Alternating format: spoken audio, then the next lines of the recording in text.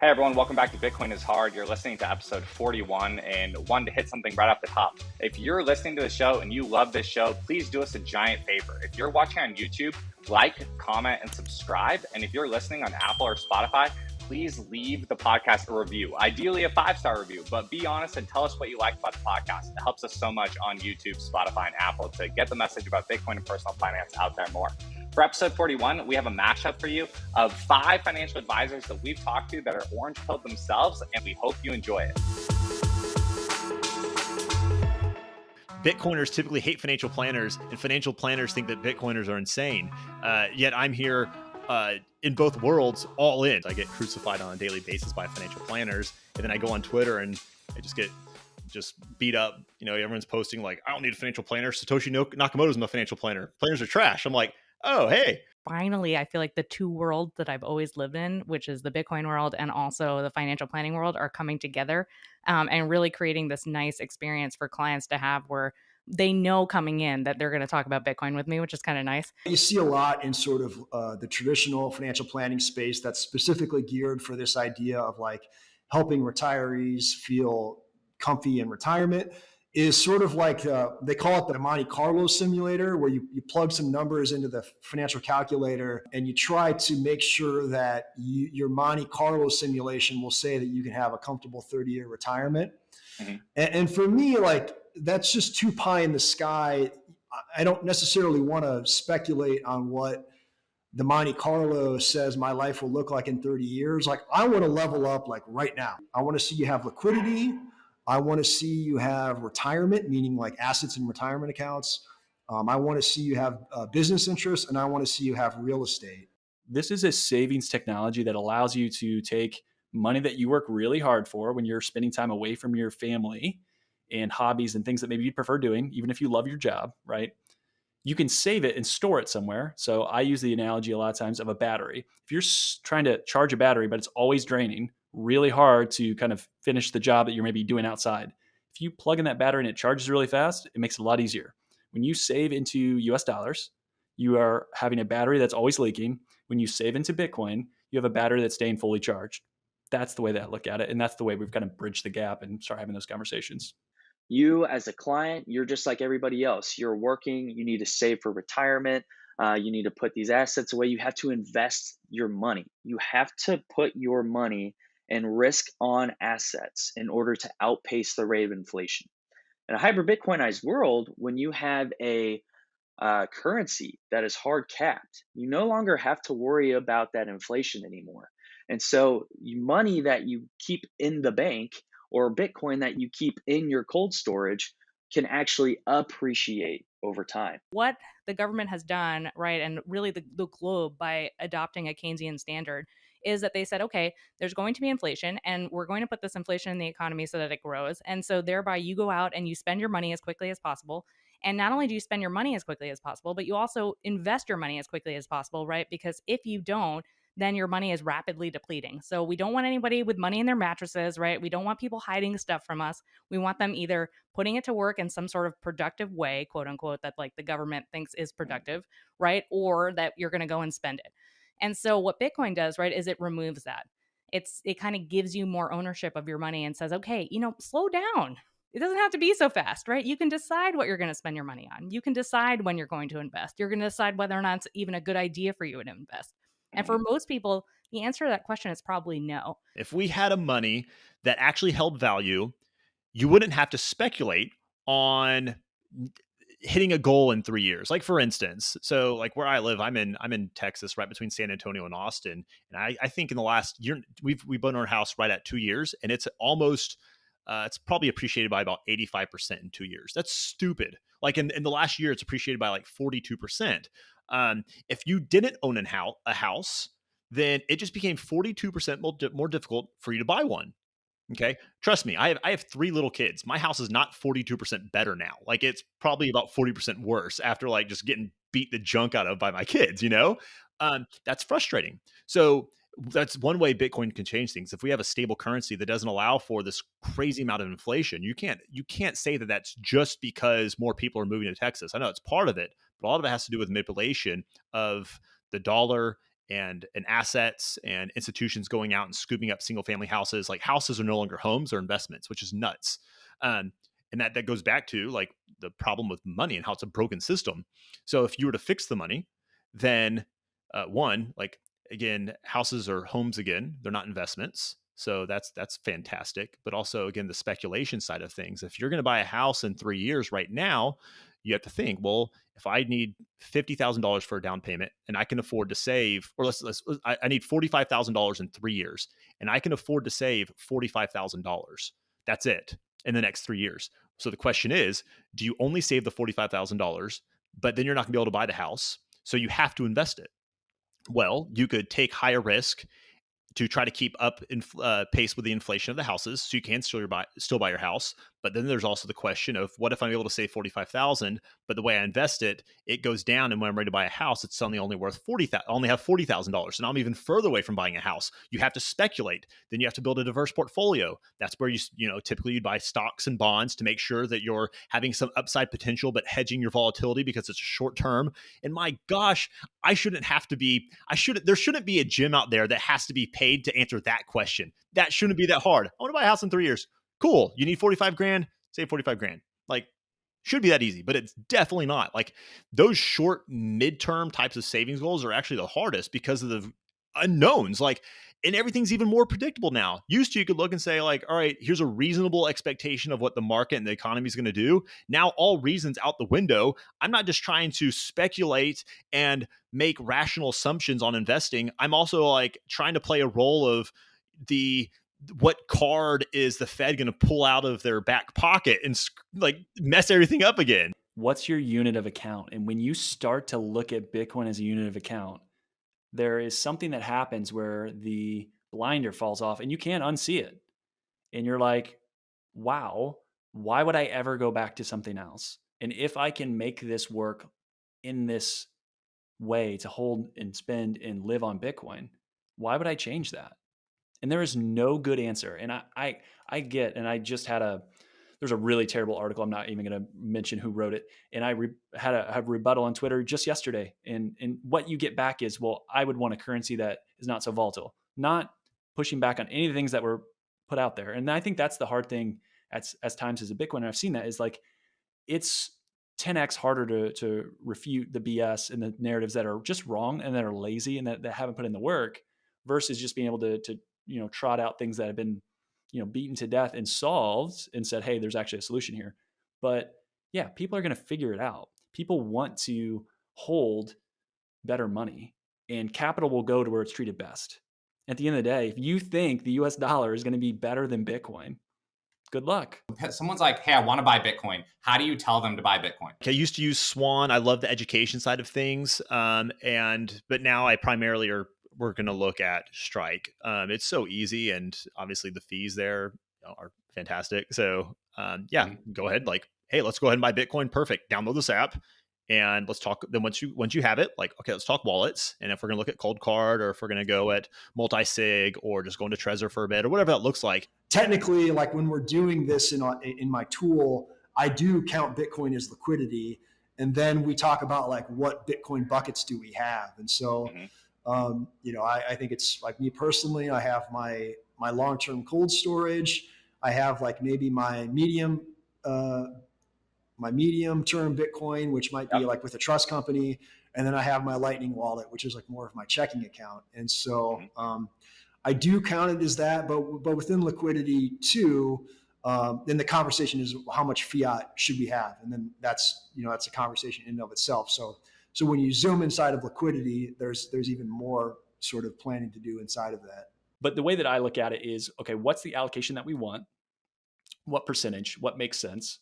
What do we feel comfortable with? And, from an asset allocation, and for the hardcore Bitcoiners are going to say, hey, asset allocation, it's 100% Bitcoin or maybe 50% Bitcoin and 50% sats. I get that, right? And not everyone's there, and you have to start somewhere to get someone comfortable to get exposure. And I think as someone gets comfortable, their amount of Bitcoin that they're going to own goes up. And then let them make that decision, because our role, candidly, is to help give advice and guidance that's right for that person. Let them, it's their money, make the decision. So after that, if they get more comfortable and we can talk about the risk associated, we'll go there. But I had, case in point, had a client that started 5 to 10% allocation to Bitcoin, He now has a home miner, has, like he's gone way farther than I have personally, just because he has a little bit more time. So you will get people that will start to see it and really get it, that want to adopt it full on, using a cold card, like all that, right? Like he's all in. And there's others that it is initial allocation. So I always try to tell people, do a lump sum of the amount that we want, because you're going to kick yourself for not buying more, but that's okay. And if it needs to be in chunks, that's fine. You're always going to wish, fast forward 5 years, you're going to wish you bought more. That's always how it's been. You can look at the records of, oh, Bitcoin's expensive, I should have bought more. And it was $30, right? Then missed the boat. Then to me, it's dollar cost averaging, saving into it. Just say, I'm going to carve off this portion of the new money coming in. What's the best use of the next dollar? And okay, we're going to go here. We're going to go here. Hey, let's include Bitcoin in that. What can we do to automate to where we're just consistently saving? Because again, if you were the worst market timer, but you consistently dollar cost averaged daily, right? Compounding in hindsight, 48%. Now, again, that's worst case scenario. Best case scenario is, north of 100. So let's understand that that's still really, really powerful from a financial planning perspective. And it's hard to model that correctly in a lot of financial planning tools, right? Like I think that's an awesome opportunity for someone out there that wants to develop that. But from a financial planning perspective, it's just saving in better money, increasing purchasing power to allow someone to then go from there. So it's lump sum, figure out what the right lump sum is, and then just continue to save from there. And that's genuinely been my suggestion and kind of the thesis around it, which is start small, but you need to have some ownership, because then they're going to start looking at the price, and they're going to start reading an article, and then they're going to start doing this, and then they're going to ask questions because so-and-so told them that Bitcoin's a scam and it's a Ponzi, and I get the text, right? And I will tell you, there was clients that bought, I talked to them at sub 15, didn't buy until 55. Then you see the correction down to 30, held all the way through, had bought a whole Bitcoin at like 50, 55. I told him like, hey, you've earned, I know you're not up as much as you would have liked, and he kicked himself for not buying earlier, but understood why he owns it. I think what people often lose sight of is that the investment portion of your financial plan is the most important thing. And in some regards it is, right? If you only have everything in fiat money, right, then you need to be pretty good about how you're going to allocate that capital. I think that still applies in a Bitcoin world, but not as much, right? If you're going to be 100% Bitcoin, maybe at some point in the future, you'll decide how you're going to allocate your assets.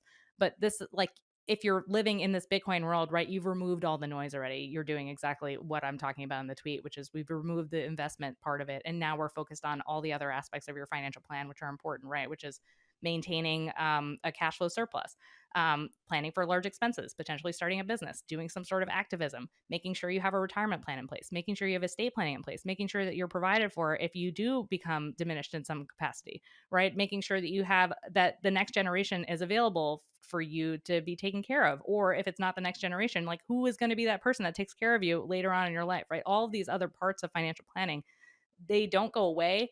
And in fact, they become more important as we start to remove the investment aspects of the plan. And then also, I mean, I'm preaching to the choir here about about altcoins, but I mean, it's such a distraction. It really is such a true distraction.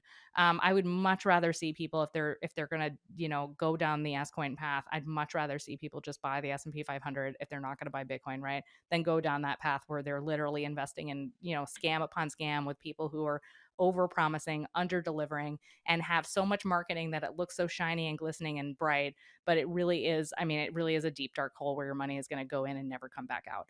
So instead, quietly stack sats, right? Do the hard work, spend less than you make, right? Do some other financial planning and you're going to be okay. It's just getting them to understand Bitcoin is a savings tool. Bitcoin makes life cheaper.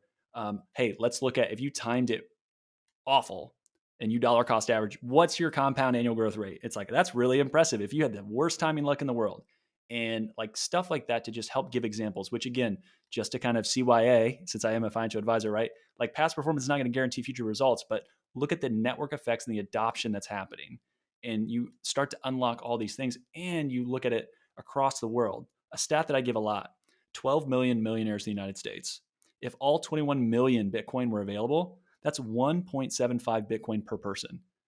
That scarcity is wild when you think about it, because it's A, it's global, and B, just think about how many people have way more than 1.75 Bitcoin. So the idea of it just getting a little bit and it goes a long way, that's what I try to tell people. You don't need to have massive amounts of Bitcoin for it to have a dramatic impact. So if someone's listening to this and you're like, oh, I'll never get to one or anything, that's fine. Just start to save. And I think that helps accrue wealth over time to where you can afford some of the things that are there. So that's the other kind of thought on it. But from our perspective, from a personal family, 7% of what we make every month is DCA'd and saved automatically into Bitcoin for long-term savings. Like that is what we do.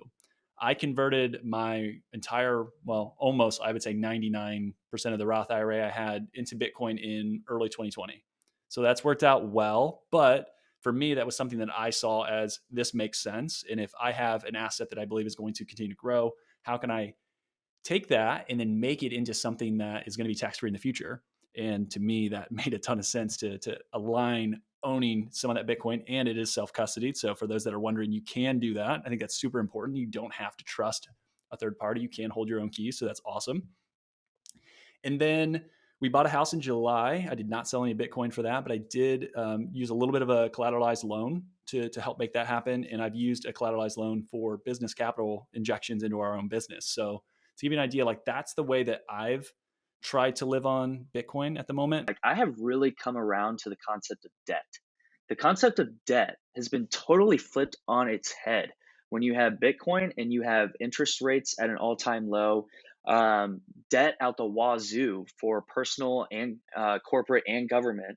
I no longer, for example, I no longer zero out my credit card bills anymore.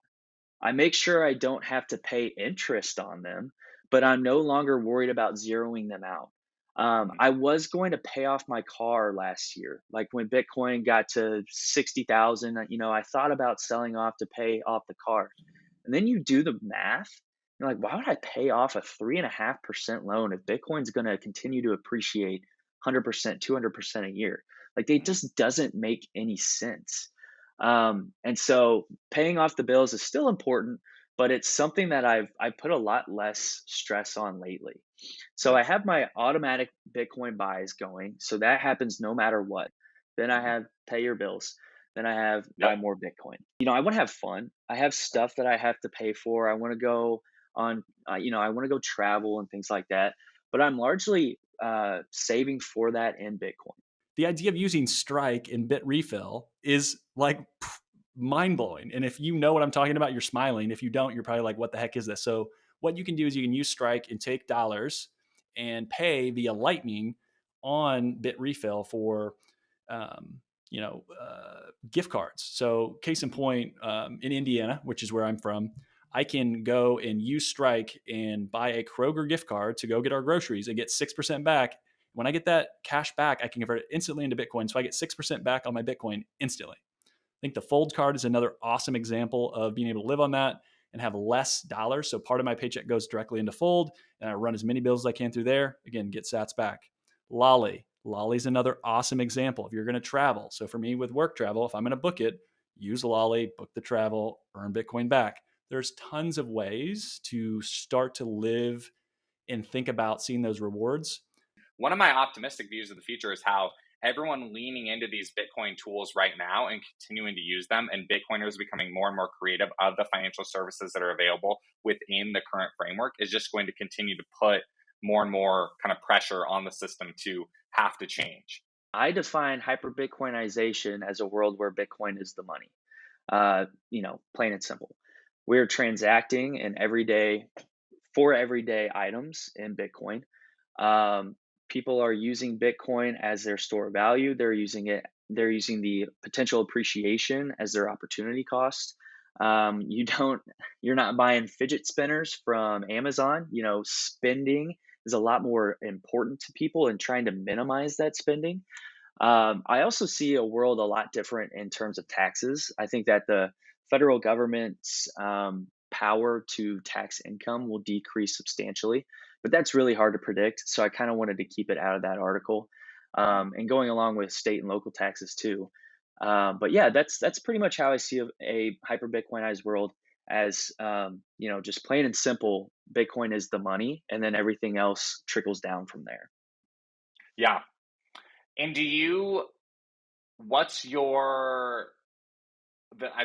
there's no right answer to this question, but it's like, so what's your timeline for that hyper Bitcoinized future, or how would you describe the state of the current transition? Yeah, that's like the $1 trillion question, right? Mhm. I personally am a little bit bearish compared to some of our other Bitcoin friends. I I would be surprised if I do see a hyper Bitcoinized world in my lifetime. Um, and I hate to say that. I really, really do. And that's probably just me, preparing for the best, hoping for the worst. But I think that Bitcoin has still not seen its toughest battles yet. It had plenty of tough battles in its infancy, especially in that first 3 to 4 years when the network was very, very vulnerable, was very open to attack. And we have since come out of that largely, but we still have not seen the full power of the state. And I don't think that the state will kill Bitcoin by any means. I think Bitcoin will be around forever. But I just think that ingraining it into everybody's daily lives will take a little bit longer than people realize. We either have to say, you know what, we're going to open this up so everyone can use it and make it easy. And then I think, and I would go back to the idea of, Bitcoin is not centralized in a few parties, right? Like it gets so dispersed because people are going to want to live and they're going to want to spend it. And I think there's a lot of ways, if the tax law changes, you're going to see Bitcoin be so widely distributed. It's not going to be something where people are like, oh, all they want to do is hold it and there's no spending of it. I don't think that's true at all. Obviously, like corporations and countries adding Bitcoin to their balance sheets brings one, it brings typically is going to accompany like or bring along with it price appreciation, but it'll also bring awareness and trust.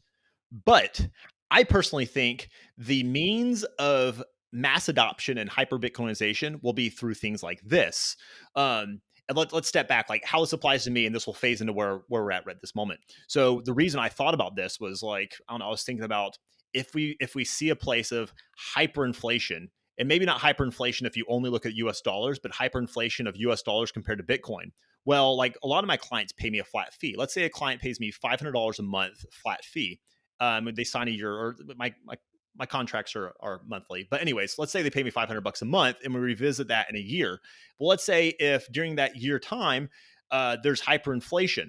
Well, then I'm taking risk of losing out on purchasing power. So as a business person who believes that there could be hyperinflation between those two currencies, it would make sense for me to say, well, gosh, I want to get paid in Bitcoin. So I have that risk off of my personal balance sheet. So you pay me in Bitcoin. That means my client will either swallow that risk by keeping US dollars and over each month converting USD and buying $500 more of Bitcoin, or whatever. If I say, hey, you're going to pay me whatever amount of sats that is, like, I don't know, I mean, how many sats that would be, but you're going to pay me 300,000 sats per month. And if 1 month that's going to cost $500, but the next month it's going to cost $700, like they're taking the risk of that becoming more expensive. So then that's going to force the individuals to say, well, like if it's 500 or if it's 200,000 sats for 12 months, I need to go buy 240,000 or 2.4 million, whatever, how many numbers are thrown out there. Yeah, 2.4 million sats. So I can pay Jim and not worry about the movement of sats to dollar parity. And then once I do that, so now I'm being paid literally actually in Bitcoin.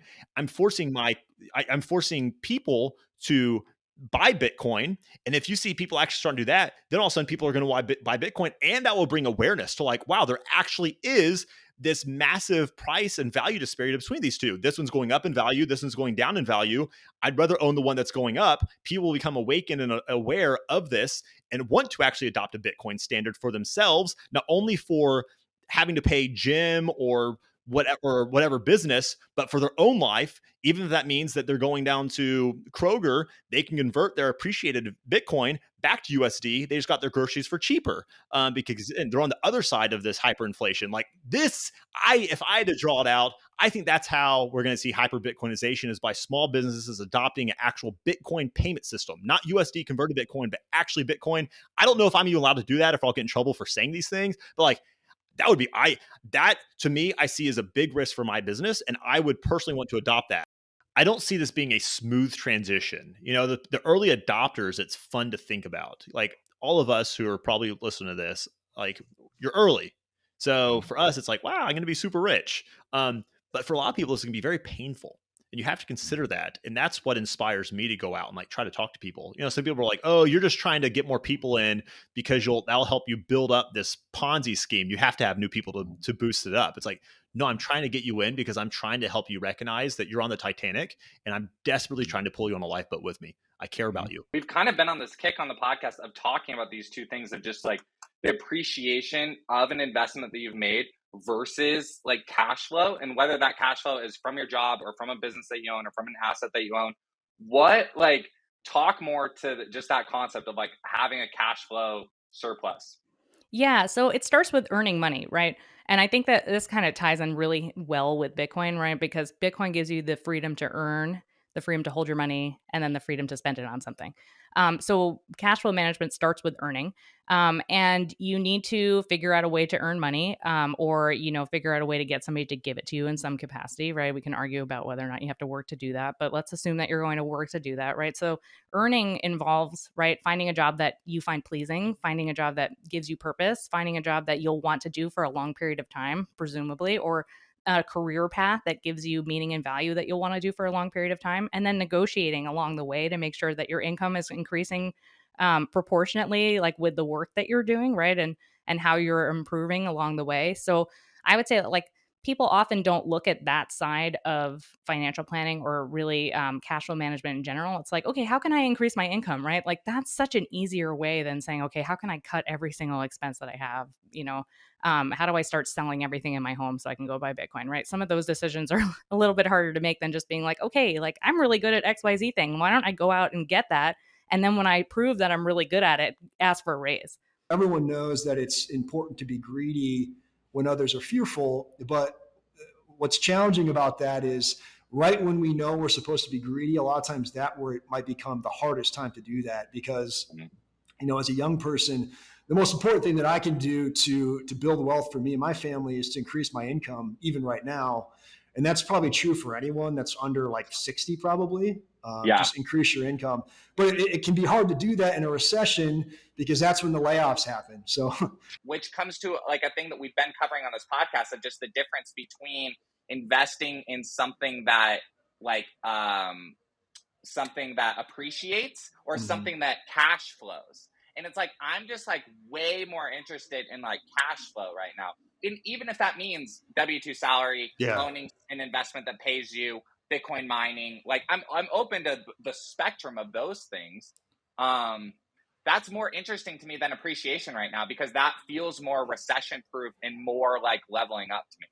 Yeah, I think a lot of young people too, and this has sort of been, I was like this too in a lot of ways.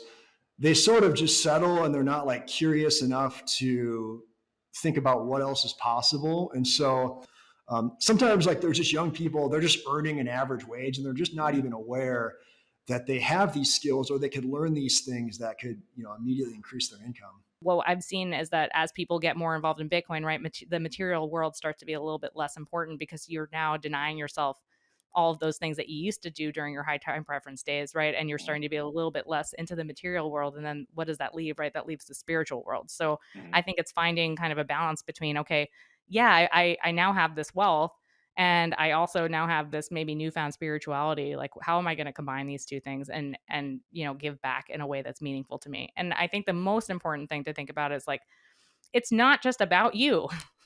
At the end of the day, right? Yeah, okay, you did all the hard work. You have all this Bitcoin. Great. Like, is that a meaningful life though? That you sit here and you think about me all the time? Probably not, right? It's not just about like the things that are important for you specifically to have in your life. It's also about your spouse, your kids, the community around you, the larger community around you, right? And how you can give back in that way. In our firm, though, we do require that spouses are at almost every meeting together. So nobody really does get left behind. There are obviously instances where that's just not possible, where, one spouse needs to speak to us about something and the other spouse is not available, right? We're not going to be like, I'm not going to take your call. Yeah. That's just, just not going to happen. But for the most part, everyone, the expectation is that, both spouses are at every single meeting. So I think that makes it a little bit easier, right, to make sure that everyone's on board on every aspect of the financial situation, including Bitcoin, right, when everyone's there for everything. And as any advisors who are looking to get into this, I think that it's really important that you try to bring the other spouse along as much as you can, just because like you don't want them to get left behind. And especially if something happens to your client who is like the main client that you talk to, right, then that spouse is kind of like they're out there and they don't know what to do and they don't even really know you. And then they're not going to use you, right? Because you never even tried to have a relationship with them to begin with. So like all around, it's just bad, right? Because now they're in a vulnerable spot. And they don't have anyone to talk to. And then you're also probably losing the business because you never made an effort. And they also don't know what to do with the Bitcoin because they maybe didn't even know that they had any. It's just a bad situation altogether. But the more you can bring people together and remind them that, hey, we're all on the same team, like let's try to, get this in a place where everyone feels good and comfortable and confident, the better the financial plan is going to go for sure. Stop like berating your partners into wanting to buy Bitcoin. I think that it's so easy. And like, I'm guilty of this too, right? And I think people often think of like, when they think of Pierre and I, they think of Pierre being like sort of dragging me along for the ride, right? But like, it wasn't really like that. Like we were both into Bitcoin. He did introduce me to it, but like once I heard about it and learned about it, I was like, oh, I'm kind of all in too, right? But most people they're not like that, right? And most people don't want to hear about Bitcoin 24/7. Like they really don't, right? They want to talk about other things. And every now and then they might want to talk about their money. And maybe every now and then they might want to talk about their money, but they don't want to also talk about Bitcoin at every single money conversation. So I think that that's sometimes hard for people who are fully orange pilled to understand, because it's like, I just want to talk about Bitcoin all day, every day, no matter what, because I love Bitcoin so much. And I'm with you. I love Bitcoin, right? I really don't like going to a financial planning conference where I have to hear about people talking about fiat assets and they don't want to talk about Bitcoin. It sucks. I hear you. But your spouse is not like some random person you're trying to orange pill, right? Your spouse is the person that you've decided is your soulmate, who you want to spend the rest of your life with. So I think being a little more keen to that, right? Of like, okay, when's appropriate for me to have these conversations, right? What would be the right way to introduce my spouse to this? Maybe they don't want to read, this certain person that I really like because it just, it's not the right fit for them. Maybe they need, especially if it's a female spouse, maybe they need to hear some Bitcoin content from another woman rather than hearing all of it from men, right? You just need to like know who your husband or wife is and how you want to go about it, and really try not to jam it down their throat. But that said, right, I think also making it known that it's important to you and making your feelings known about it rather than what Bitcoin is, your feelings about Bitcoin, right? Your spouse is going to be a lot more in tune with how you feel about something than what something specifically is. And that's often lost along the way, especially because like, I mean, I'm not a man. You would know better than me, Brian, right? But men are generally not as into talking about their feelings, right, as women are for the most part. So like, it's not really a normal conversation to be like, the way I feel about Bitcoin is that like, it gives me energy. It makes me excited. It gives me life. It gives me hope. Like all of these things, right? That's not really what you talk about when you talk about Bitcoin. You talk about like all the different aspects of Bitcoin and what makes it great, right? And everything else. So, and those things are important too, right? But getting your spouse to that point is going to require some other work, some sensitivity work on the side of the husband to make sure that the wife is on the same page. Should you have a US dollar emergency fund? I personally think you should.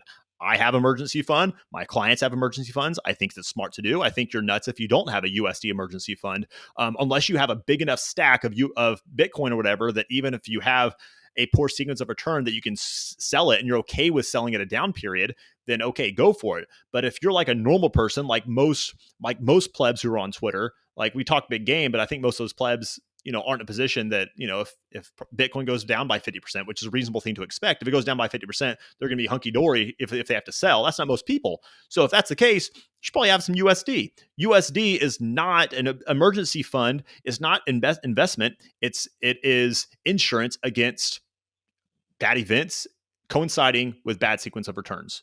That's what it is.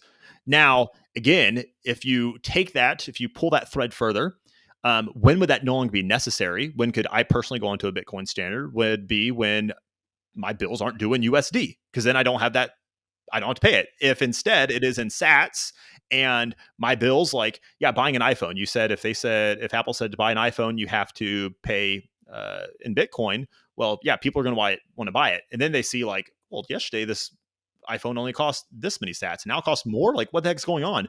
They might think that maybe at first they'll think that Apple's manipulating their prices, but then they'll realize that no, that Bitcoin's appreciating, and then they'll go even further and realize the US dollar's depreciating, and then they'll realize like, oh gosh, I probably should adopt this thing, and then as more people adopt it, suddenly you need to have an emergency fund, not in USD, but in Bitcoin to account for that being an emergency fund. And what happens if this appreciates and I only have cash? Like, risk.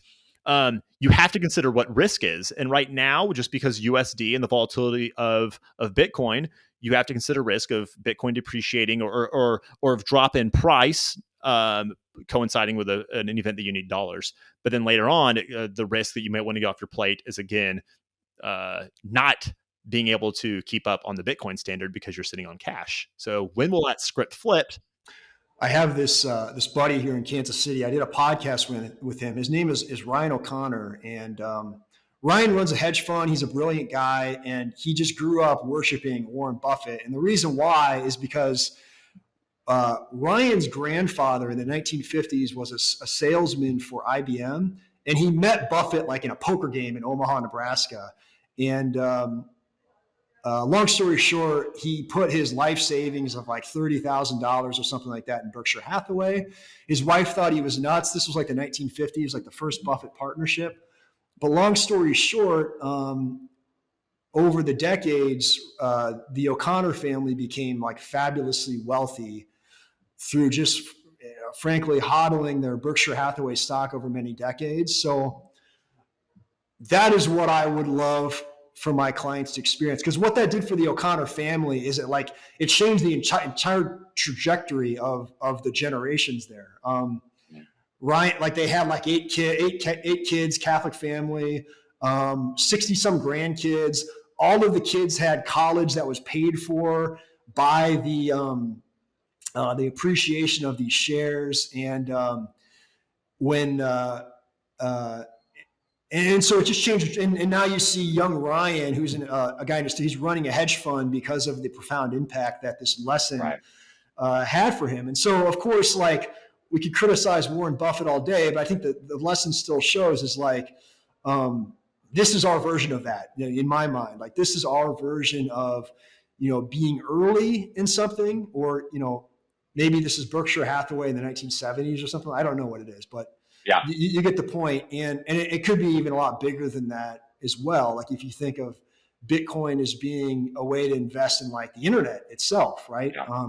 And so I would love to have some Ryan O'Connor stories of people that I'm able to affect right now at a young age. And so that's what makes it beautiful to work with like younger clients in their 30s and 40s, because I can watch this play out over the course of a few decades, and we'll see it. We'll see if we're right. I think it'll be interesting.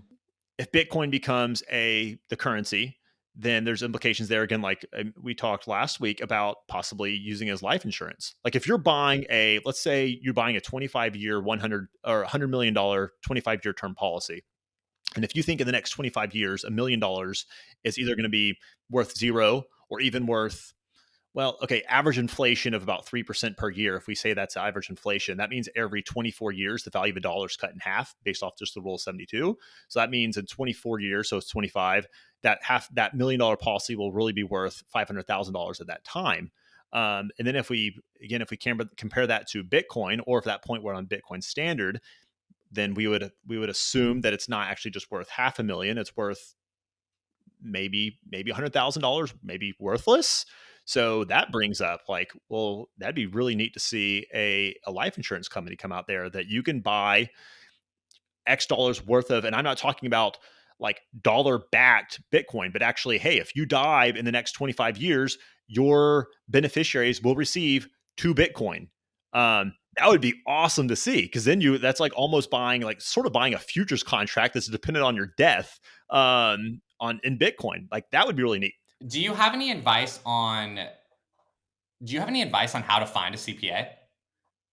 Ask a lot of questions. Same thing. Anyone you're going to purchase a service from, especially like you can't go to Jim Crider CFP and be like, all right, like let's look under your hood and blah, blah, blah. And I'm not allowed where I live. I can't have clients give testimonials. So like you sort of have to go off my word that I going to serve you well, which is horrifying. And it's similar in a CPA world.